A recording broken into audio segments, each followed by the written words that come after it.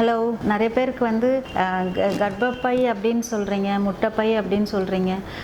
So ஒரு கன்ஃபியூஷனாக இருக்கலாம். மைண்டில் வந்து அதை பிக்சரைஸ் பண்ணி நான் என்ன சொல்கிறேன் அப்படின்றது புரிஞ்சுக்கிறது கொஞ்சம் கஷ்டமாக இருக்கலாம்.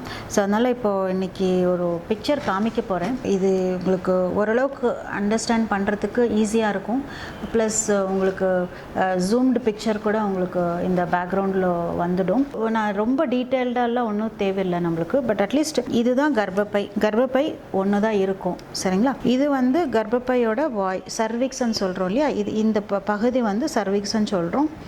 இது வந்து பாடி ஆஃப் த யூட்ரஸ் அப்படின்றது மாதிரி சொல்கிறோம். ஸோ இது வந்து நம்மளுக்கு ரொம்ப ரொம்ப இம்பார்ட்டண்ட் தான். சர்விக்ஸில் ப்ராப்ளம்ஸ் இருந்தாலும் சரி, இந்த பாடியில் ப்ராப்ளம்ஸ் இருந்தாலும் சரி, நம்மளுக்கு கன்சீவ் ஆகிறதுக்கான ப்ராப்ளம்ஸ் இருக்கிறதுக்கு சான்சஸ் இருக்குது. ஸோ என்னென்ன ப்ராப்ளம்ஸ் அப்படின்றது நம்ம அப்புறம் பேசிக்கலாம். இப்போத்துக்கு வந்து ஜஸ்ட் ஒரு அனாட்டமி மட்டும், ஓவரால் ஸ்ட்ரக்சர்ஸ் மட்டும் ஜஸ்ட்டு புரிஞ்சுக்கோங்க இந்த வீடியோவில். ஸோ இது கர்ப்பப்பை, இது சர்விக்ஸு, இது பாடி ஆஃப் த யூட்ரஸ், இதுதான் கருக்குழாய். இப்படி ஒரு டியூப் மாதிரி வருது இல்லைங்களா? இதுதான் கருக்குழாய். இது வந்து ஒரு பூ மாதிரி எண்ட் ஆகும். ஒரு இப்படி விரல் வர மாதிரி இது கூட இப்படி எக்ஸ்பேண்ட் ஆகி பூ மாதிரி எண்ட் ஆகும். இது வந்து கருமுட்டைப்பை ரெண்டு இருக்கும். இந்த பக்கம் ஒன்று, இந்த பக்கம் ஒன்று இருக்கும். அதே மாதிரி கருக்குழாய் வந்து இந்த பக்கம் ஒன்று இருக்கும், இந்த பக்கம் ஒன்று இருக்குது. இந்த முட்டைப்பையிலேருந்து முட்டை ரிலீஸ் ஆச்சுன்னா இந்த கருக்குழாய் தான் அது பிக்கப் பண்ணிக்கும். இது இப்படி நல்லா ஃப்ளெக்சிபிளாக இப்படி அப்படி பெண்ட் ஆகிட்டு இருக்கும்.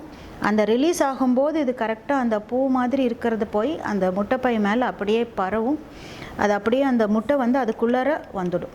சரிங்களா? அந்த முட்டை கருக்குழாய்க்குள்ளார முட்டை வந்துட்டு இங்கே தான் வந்து இம்பார்ட்டண்ட்டான ரியாக்ஷன்ஸ் எல்லாம் நடக்கும். நம்மளுக்கு ஒரு ப்ரெக்னென்சி வரணுன்னா மோஸ்ட் இம்பார்ட்டண்ட் ரியாக்ஷன்ஸ் இந்த கருக்குழாய்க்குள்ளார நடக்கும். ஸோ ஒரு கர்ப்பப்பை இருக்கும், 2 கருக்குழாய் இருக்கும்.